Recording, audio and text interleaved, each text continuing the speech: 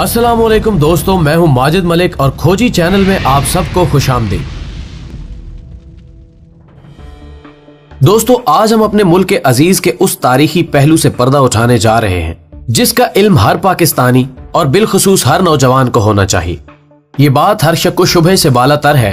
कि भारत पाकिस्तान का अजली दुश्मन है, और ये भी एक जिंदा हकीकत है कि तहरीके पाकिस्तान के दौरान कांग्रेस के सदर मौलाना अबुल कलाम आजाद ने फरमाया था कि कयामत आ सकती है लेकिन हिंदू कभी भी मुसलमानों का दोस्त नहीं हो सकता। गोया ये तय है कि पाकिस्तान दुश्मनी हिंदू जहनियत की रगो पै में रवां दवां है,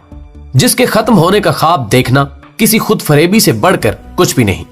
लेकिन अहले पाकिस्तान को इल्म होना चाहिए कि इस दुनिया में एक कुव्वत और भी है जो भारत से भी कहीं बढ़कर हमारी नजरियाती दुश्मन है, और वो है यहूदी रियासत इसराइल। जबकि इन दोनों का रूहानी बाप अमेरिका भी इस पाकिस्तान दुश्मनी में किसी से कम नहीं। और अगर हम ठंडे दिलो दिमाग के साथ आलमी बिसाते सियासत का तज्जिया करें तो ये बात रोजे रोशन की तरह आया हो जाती है कि इन कुव्वतों के नजदीक पाकिस्तान और बिलखुसूस पाकिस्तान के एटमी असासा जात ही वो कांटा है जिनको अगर खत्म नहीं तो कम अज कम कमजोर करने से ही न सिर्फ आलमे इस्लाम को कमजोर किया जा सकता है बल्कि इसी तरीके से तागूत की हुक्मरानी को दवाम देना भी मुमकिन है। लेकिन हम सब जानते हैं कि शैतान के मुकाबले में अल्लाह की चली हुई चाल हमेशा ज्यादा जानदार होती है। माजी में यह किसी के वहमो गुमान में भी नहीं था कि पाकिस्तान जैसा पसमानदा और मुआशी मसाइल का शिकार मुल्क कभी दुनिया की 7वीं एटमी ताकत के तौर पर उभर सकेगा। लेकिन यह मौजज़ा अब हमारी तारीख का हिस्सा है कि खुदाए बुजुर्गो बरतर ने कौम को एक ऐसा मर्दे दाना दिया जिसने दुनिया की हर राहत को पसे पुष्ट डालते हुए अपनी मादरे वतन के दिफा को नाकाबिले तस्खीर बनाने का अज़म किया। जबकि उन्हीं अयाम में जब मौसने मिल्लत डॉक्टर अब्दुल कदीर खान ने अपनी वतन की मट्टी का कर्ज चुकाने का यह फैसला कर लिया तो इससे कबल खुदाए लम यज़ल सरजमीने पाक को एक और मर्दे मैदान से नवाज चुका था। सो वजीर आजम पाकिस्तान जुल्फ़िकार अली भुट्टो ने तमाम मसलहतों को बालाए ताक रखते हुए डॉक्टर साहब को यकीन दहानी कराई कि वो उन्हें इसके लिए हर मतलूबा सहूलत देंगे। यही नहीं बल्कि भुट्टो शहीद को तो अगरचे अपने इस गुनाह की पादाश में अमरीकी वजीर खारजा हेनरी किसिंजर के इन अल्फाज के मुताबिक कि तुम निशाने इबरत बना दिए जाओगे तख्ते दार पर झूलना पड़ा। लेकिन इसके बाद आने वाले जनरल जियाउल हक ने भी हमारे एटमी प्रोग्राम से पूरी वफादारी की। नाज़रीन, मैं हूं माजिद मलिक और आप देख रहे हैं यूट्यूब के चैनल खोजी को, जिसने आज की ज़ेरे नजर वीडियो के लिए मौजू का इंतखाब किया है। पाकिस्तान के एटमी प्रोग्राम के खिलाफ अगयार की तरफ से की जाने वाली साजिशों और उनको नाकाम बनाने में पाकिस्तानी हुकूमत और हमारी मायानाज खुफिया एजेंसी ISI का सेहतमंद किरदार। लेकिन इस ईमान अफरोज दास्तान से कबल हम हस्बे रिवायत अपने नए आने वाले साथियों से दरखास्त करेंगे कि वो पहले चैनल को सब्सक्राइब करते हुए साथ मौजूद घंटी के बटन को भी दबा दें। जबकि हमारे चैनल को ढूंढने के लिए यूट्यूब पर खोजी लिखकर सर्च करने की कोशिश करें। मोअज़्ज़िज़ ख़वातीनो हज़रात, ये उस खुदाए बुजुर्गो बरतर की तरफ से चली हुई कामयाब चाल ही तो थी जिसने आने वाले वक्तों में ऐसे हालात पैदा फरमा दिए कि दुनिया के थानेदारों को अपने दर्दे सर से ही फुर्सत ना मिल सके और ना चाहते हुए भी आलमे इस्लाम के इस पहले एटमी प्रोग्राम से सरफे नजर करने पर मजबूर हो जाए। सो ऐसा ही हुआ और ये तेजी के साथ अपनी तकमील के मराहिल की तरफ बढ़ता रहा। लेकिन ये बात तागूत और खास तौर पर पाकिस्तान के दुश्मनों के लिए कब तक काबिल हजम हो सकती थी। भारत जो कि अपनी इलाकाई बर्तरी के लिए इससे कबल ही अपने एटम बम की तैयारी शुरू कर चुका था, के लिए ये रोग एक सुहाने रूह की हैसियत इख्तियार कर गया। जबकि इसराइल के लिए भी इस्लामी एटम बम उसके मुस्तकबिल के ख्वाबों के कातिल की शक्ल इख्तियार कर चुका था। सो इन दोनों ने इस बला से जान छुड़ाने के लिए बहम एक साजिश तैयार की ताकि कहूटा को किसी भी तरह सफा हस्ती से मिटाया जा सके। मुअज़्ज़िज़ नाज़रीन, इसराइल जिसको आज के दानिश्वर अमेरिका की नाजायज औलाद का खिताब भी देते हैं, 1981 में इराक के एटमी प्लांट को तबाह कर चुका था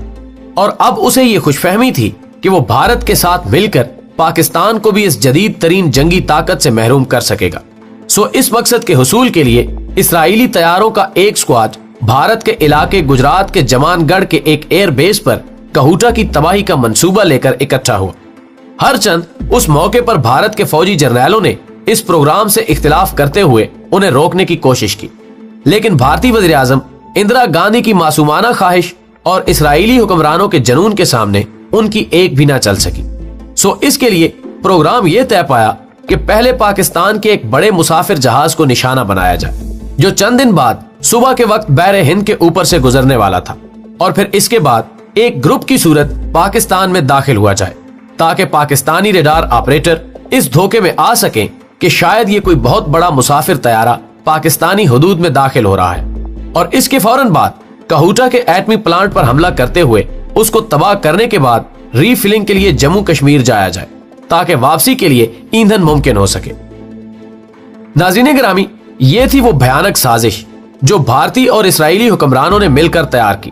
لیکن اس شدید خواہش کے زیر اثر وہ یہ بات بھول گئے کہ پاکستان بہرحال عراق نہیں ہے، بلکہ وہاں پر تو راتوں کو بھی اپنی آنکھیں کھلے رکھنے والی ایک ایجنسی موجود ہے جس کو دنیا ISI کے نام سے جانتی ہے، اور پھر جاگتے دماغ کی حامل ISI نے اس موقع پر اپنی بہترین کارکردگی کا مظاہرہ کرتے ہوئے اس سازش پر عمل درآمد سے محض چند ہی گھنٹے پہلے ہی اس کا سراغ لگا لیا، اور خاکم بدہن یہ متوقع حملہ جو کہ صبح 4 بجے ہونا طے پایا تھا کی اطلاع پاکستانی صدر جنرل ضیاء الحق کو رات 12 بجے دی گئی،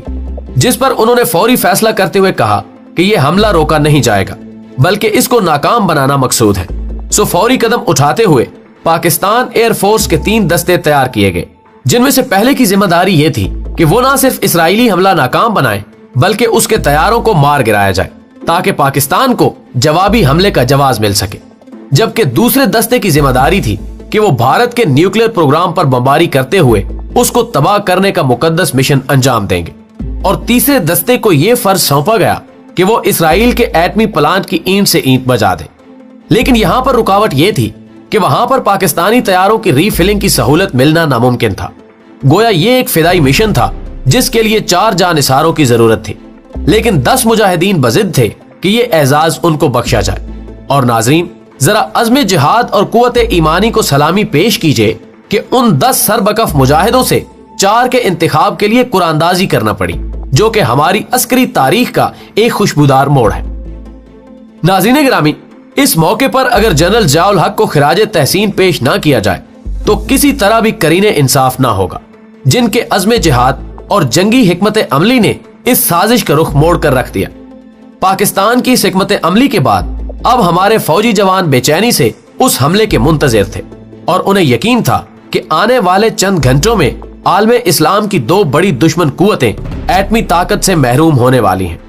لیکن جب امریکی سیٹلائٹ نے پاکستان میں جنگی طیاروں کی اس نقل و حمل کو دیکھا اور یہ ساری صورتحال نوٹ کی تو انہوں نے فوری طور پر اسرائیل اور بھارت کو خبردار کیا کہ وہ اس خودکشی سے باز رہیں، جس کے بعد ان ہر 2 قوتوں نے اپنے خوابوں کے قبرستان پر نوحہ گری کرتے ہوئے اس بھونڈی سازش پر فاتحہ کہہ دی۔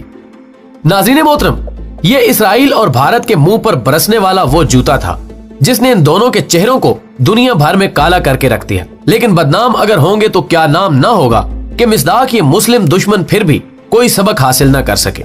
اور پھر اس کے بعد پاکستان کی جانب سے اسرائیل کو یہ پیغام بھیجا گیا کہ یاد رکھو، یہ نہ تو عراق ہے اور نہ ہی اس کی حفاظت کے لیے عراقی فوج، اور اگر آئندہ ایسی کسی مہم جوئی کی کوشش کی گئی تو اسے اسرائیل کے لیے ایک خوفناک خواب میں تبدیل کر دیا جائے گا۔ لیکن اسرائیل کے ہوش اب بھی ٹھکانے نہ آ سکے، اور ایک دفعہ پھر 1990 میں یہ انکشاف ہوا کہ اسرائیل، بھارت اور امریکہ تینوں مل کر پاکستان کی ایٹمی تنصیبات پر حملہ کرنے والے ہیں، جس پر فوری طور پر بھارت کو یہ پیغام بھیجا گیا کہ اگر ایسی کوئی مہم جوئی کی گئی تو اس کا ذمہ دار بھارت کو ٹھہراتے ہوئے اسے بدترین انجام سے دوچار کیا جائے گا۔ جبکہ اس کے ساتھ ہی پاکستان ایئر فورس کو چوکس کر دیا گیا، اور ایک دفعہ پھر امریکی سیٹلائٹ نے پاکستانی جہازوں کی نقل و حرکت کو دیکھتے ہوئے اس گناہ سے پسپائی اختیار کر لی، لیکن اس کے باوجود ناکامی کا زخم منمل نہ ہو سکا، اور ڈاکٹر عبد القدیر خان کے اغوا کی کوششیں جاری رہیں۔ یہ خواب بھی تعبیر نہ پا سکا، اور بالآخر 11 مئی 1998 جب بھارت پر اٹل بہاری واجپئی کی حکومت تھی کہ اس نے پوکھران میں ایٹمی دھماکے کر دیے، جس کے بعد پاکستان کے لیے بھی ان دھماکوں کا راستہ آسان ہو گیا۔ پاکستانی وزیر اعظم پر عوامی دباؤ تھا کہ وہ جوابی طور پر اپنے ایٹمی طاقت ہونے کا اظہار کرے، لیکن اب اس قدم سے روکنے کے لیے نہ صرف امریکہ بلکہ باقی دنیا بھی نواز شریف کو روک رہی تھی۔ میاں صاحب نے قومی اخبارات کے مدیران کی میٹنگ طلب کی اور اس ساری صورتحال پر مشورہ طلب کیا، جس پر مرحوم مجید نظامی نے کہا کہ میاں صاحب اگر آپ دھماکے نہیں کریں گے تو قوم آپ کا دھماکہ کر دے گی۔ اس موقع پر امریکی صدر کلنٹن نے نواز شریف کی وفاداریاں خریدنے کے لیے انہیں ان کی ذات خاص کے لیے اربوں ڈالر کی پیشکش بھی کی، لیکن میاں صاحب نے اس بت فروشی سے انکار کرتے ہوئے بالآخر 28 مئی 1998 کو یعنی بھارتی دھماکے کے 17 دن بعد چاگی کے پہاڑوں کو یکے بعد دیگرے 7 ایٹمی دھماکوں سے لرزا کر پاکستان کو دنیا کی 7ویں ایٹمی قوت ہونے کا اعزاز دلا دیا۔ ہماری دعا ہے کہ اللہ اسی طرح ہمارے حکمرانوں اور ISI کو ملک دشمن طاقتوں سے نمٹنے کی توفیق عطا فرماتا رہے، آمین۔